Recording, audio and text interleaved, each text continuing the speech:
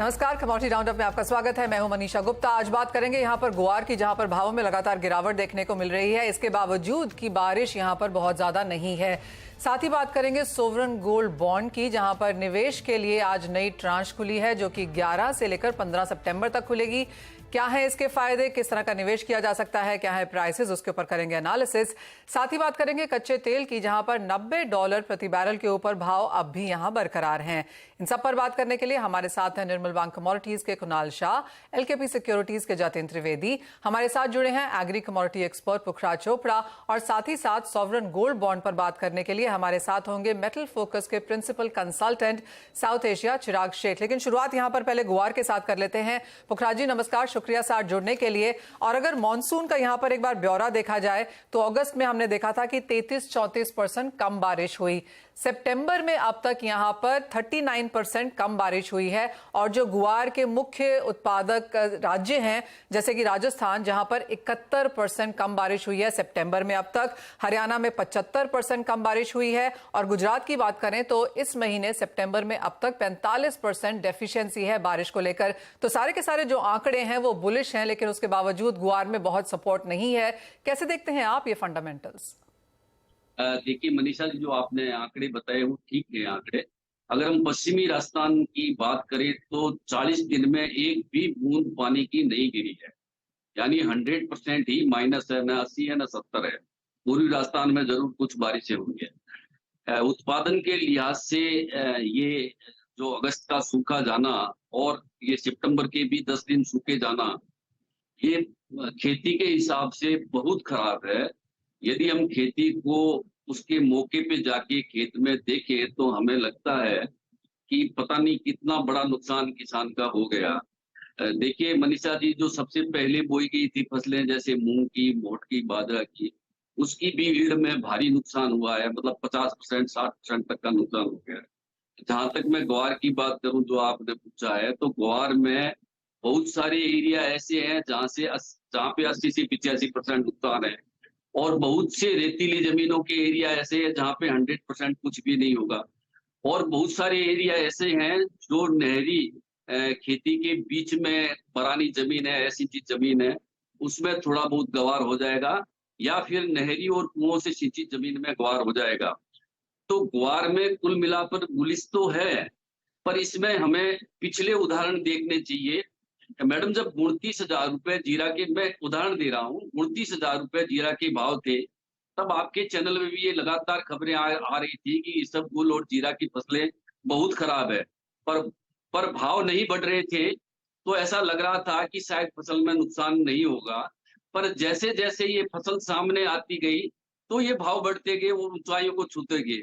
मुझे लगता है ग्वार में भी जो नुकसान है, जो हम बता रहे हैं अभी नुकसान, वो धीरे धीरे लोगों के सामने आएगा, तब एक प्रवृत्ति बढ़ेगी। इस प्रवृत्ति के न बनने की वजह से बाजार इतने दिनों से टिका हुआ है, एक जगह पे पड़ा हुआ है।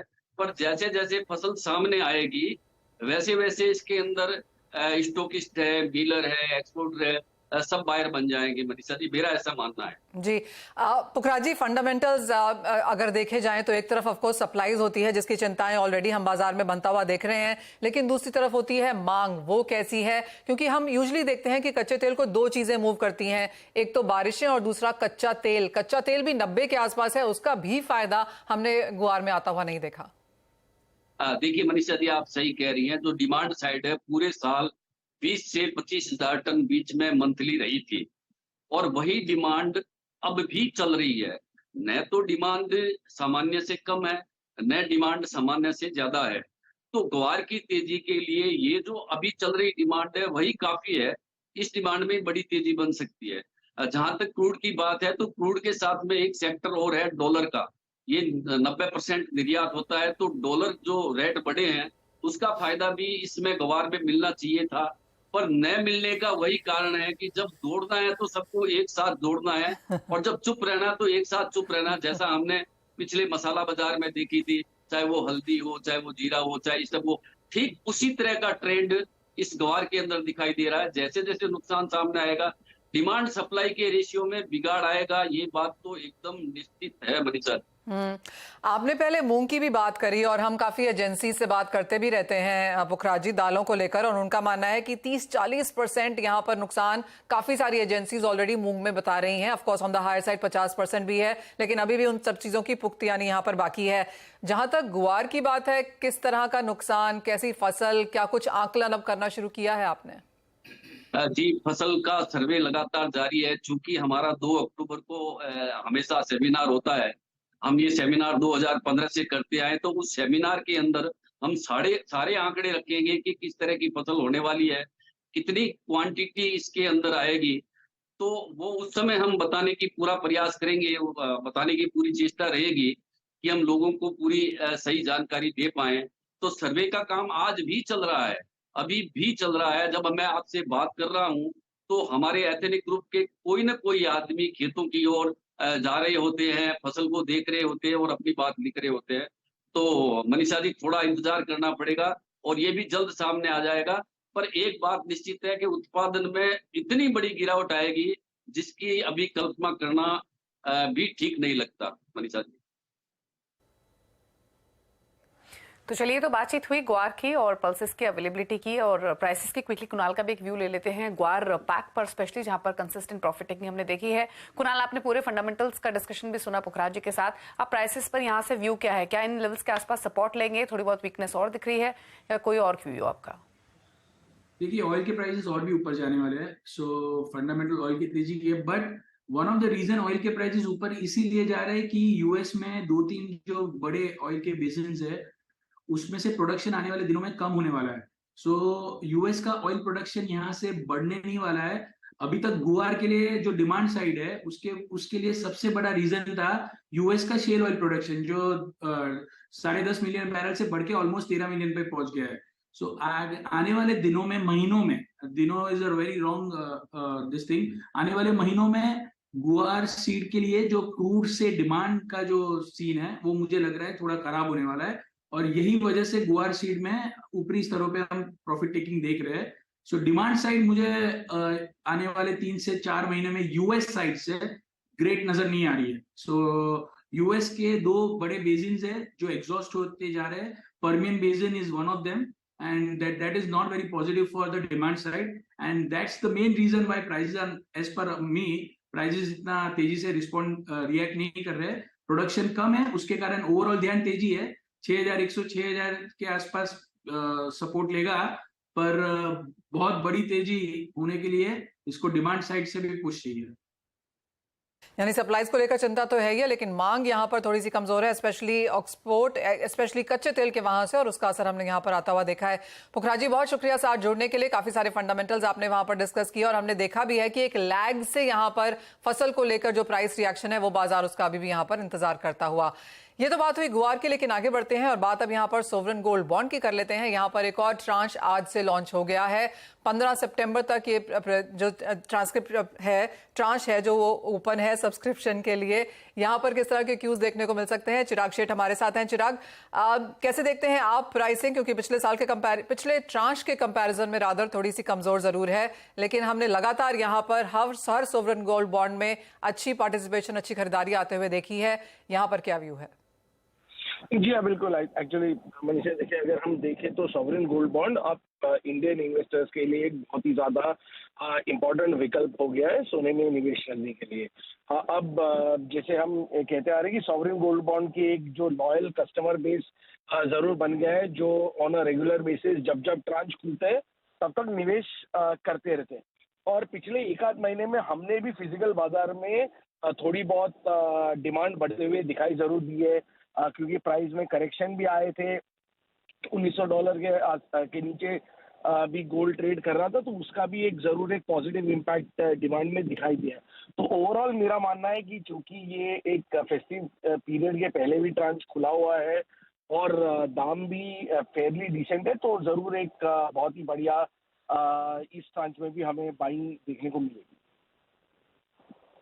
ओके, चिराग, प्राइसेस पर यहाँ से क्या व्यू है आपका? फर्स्ट हाफ तो उतना एक्साइटिंग नहीं रहा, ना तो रिटर्न के हिसाब से ना डिमांड के हिसाब से। अब आगे फेस्टिव सीजन भी है, वेडिंग सीजन की भी शुरुआत होगी, तो डिमांड कैसी एंटिसिपेट कर रहे हैं? जैसे आपने कहा है कि थोड़े डिमांड इंक्रीज होना शुरू हुई है, और साथ ही साथ प्राइसेस पर यहाँ से क्या व्यू लेकर चल रहे हैं, क्या लेवल्स आप देख रहे हैं?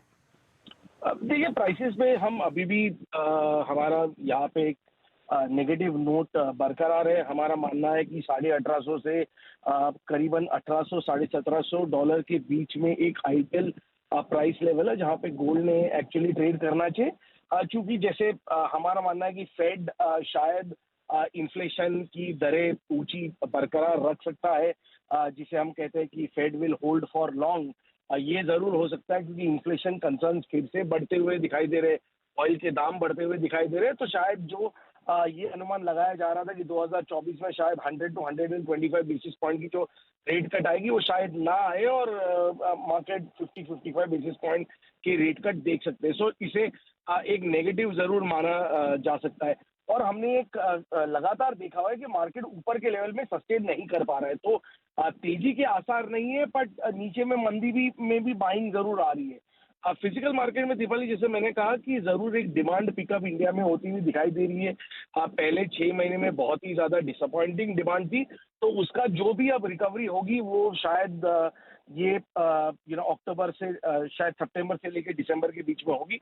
हमारा मानना है कि इस साल शायद इंडिया की डिमांड 3 से 5% लास्ट ईयर के कंपैरिजन में नीचे जरूर रहे। तो प्राइसेस कमजोर रहने की उम्मीद है, डिमांड भी 3 से 5% कमजोर रहने की उम्मीद है। एक और इंपॉर्टेंट सवाल यहां पर चिराग, और वो रिडेम्पशन को लेकर है। पहला गोल्ड बॉन्ड जो लॉन्च हुआ था उसकी रिडेम्पशन अब इस साल में है, माना जा रहा है कि नवंबर में आने की उम्मीद है। अच्छे खासे गेन्स जिन लोगों ने पहला गोल्ड बॉन्ड लिया था उनको देखने को मिलेंगे। अब यहाँ पर किस तरह का तैयारी यहाँ पर गवर्नमेंट की तरफ से है, क्योंकि उनके लिए तो ये टोटल आउटफ्लो है, चाहे गोल्ड के प्राइसेस को लें या फिर वो 2.5% का जो पर एनम इंटरेस्ट देना पड़ता है। जी बिल्कुल, बट आई थिंक मनीषा, हमने कंसिस्टेंटली देखा हुआ है कि पिछले कई 3-4 सालों से Indian government continuously reserve bank के थ्रू बाइंग करते जा रही है। तो मुझे ये नहीं लगता है कि अब बहुत ज्यादा कोई यहाँ पे इम्पैक्ट होगा, क्योंकि आफ्टर अ सर्टेन लेवल उन्होंने अपनी पोजीशन जरूर हेज करके रखी है। आपकी बात सही है कि 2.5% की इंटरेस्ट रेट सरकार को देनी पड़ती है, और ये जो प्राइस राइज है वो भी गवर्नमेंट को एज अ प्रॉफिट अपने निवेशकों को देना पड़ेगा। पर मैं इसे बहुत ज्यादा नेगेटिव नहीं मानता हूँ, क्योंकि ऑलरेडी गवर्नमेंट ने पिछले 3-4 साल में significant amount of gold buying किया। जिस तरह का रिटर्न यहाँ पर पहली जो ट्रांच है उन्होंने लिया, जिनका रिडेम्पशन अब नवंबर में हम आता हुआ देखेंगे, आप कहेंगे वो नंबर, वो profit in it self is a big push और मोटिवेशन कि लोग और यहाँ पर सॉवरेन गोल्ड बॉन्ड्स लेंगे? 100% हमने पिछले ट्रांच में देखा है कि रिकॉर्ड लेवल्स के सॉवरेन गोल्ड बॉन्ड में बाइंग आई है, और मेरा अनुमान है कि शायद इस ट्रांच में भी 5 से 10 टन के बीच की बाइंग जरूर दिखाई दे सकती है। तो अब जैसे मैंने पहले ही कहा कि सॉवरेन गोल्ड बॉन्ड अब एक बहुत ही इंपॉर्टेंट विकल्प बन गया है जिसको सोने में निवेश करना। ऑफ नाउ, जैसे आपने कहा लास्ट ट्रांच रिकॉर्ड था, total as of now SGB में होल्डिंग क्या है? करीबन 100 टन के आसपास ओवरऑल होल्डिंग हो गई है, विच इज अगर हम देखें तो ईटीएफ्स जो 15 साल से चल रहे हैं उसको भी सरपास कर चुके हैं।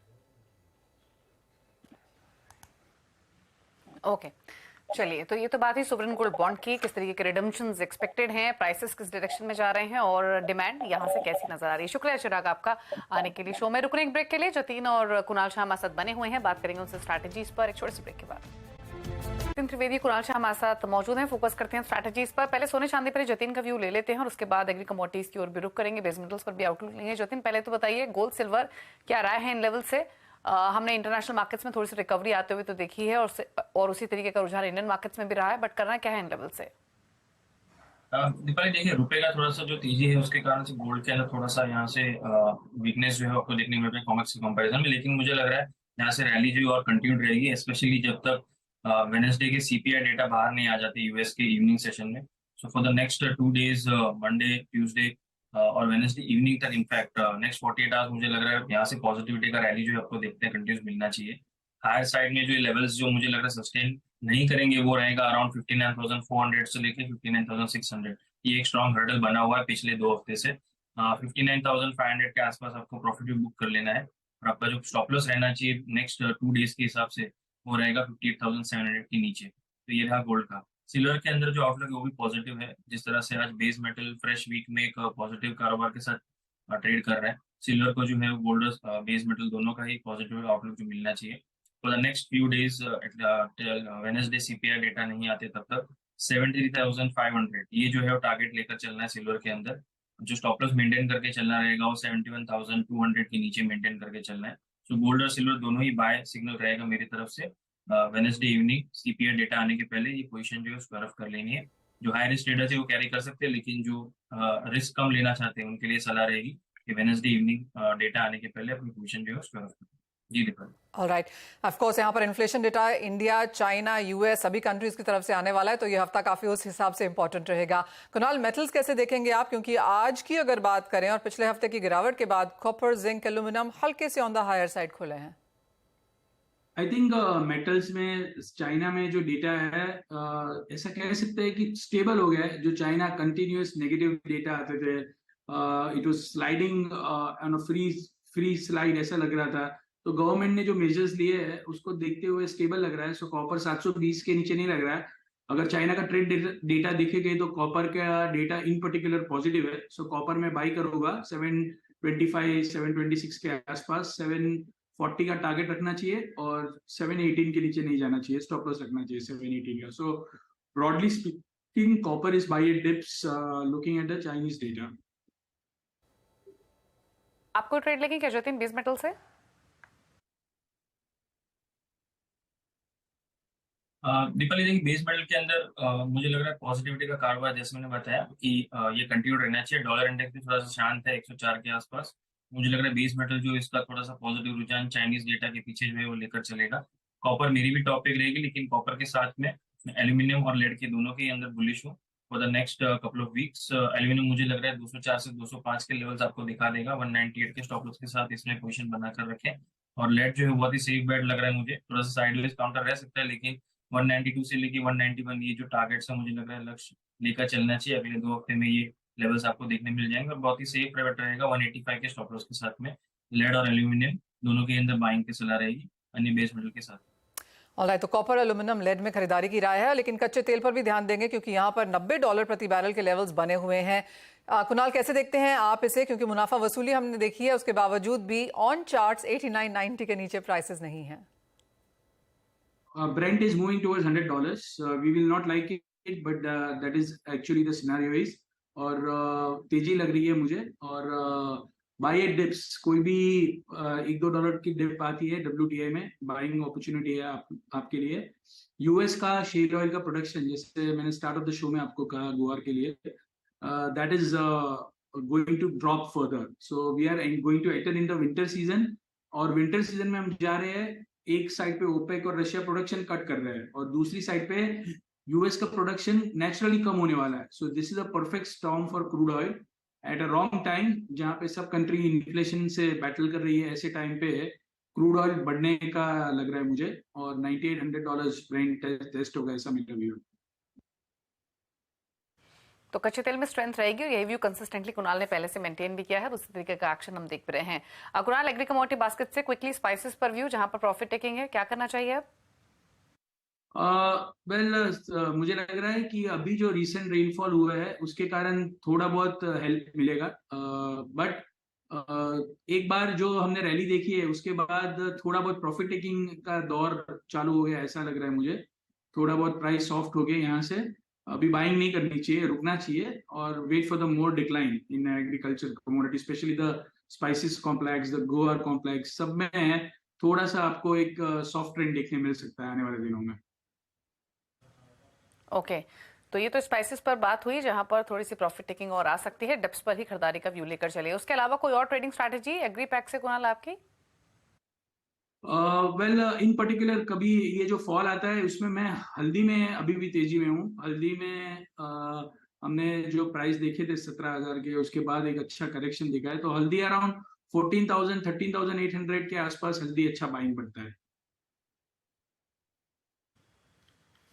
ओके, चलिए, तो ये बात हुई हल्दी की, जहां पर डिप्स पे खरीदारी की सलाह है। फिलहाल 14,600 के आसपास प्राइसेस ट्रेड कर रहे हैं, 1.5% के आसपास की गिरावट देखने को मिल रही है। लेकिन ओवरऑल स्पाइसेस के पैक में थोड़ा सा और प्रेशर यहां से आ सकता है। चलिए, शुक्रिया कुणाल और जितिन, आप दोनों का ही शो में आने के लिए और सभी कमोडिटीज पर अपने व्यूज और स्ट्रैटेजीज शेयर करने के लिए। इसी के साथ मुझे और मनीषा जी को दीजिए इजाजत। ब्रेक के उस पार आप देखिए वादा मार्केट का पूरा एक्शन फ्यूचर एक्सप्रेस में। नमस्कार।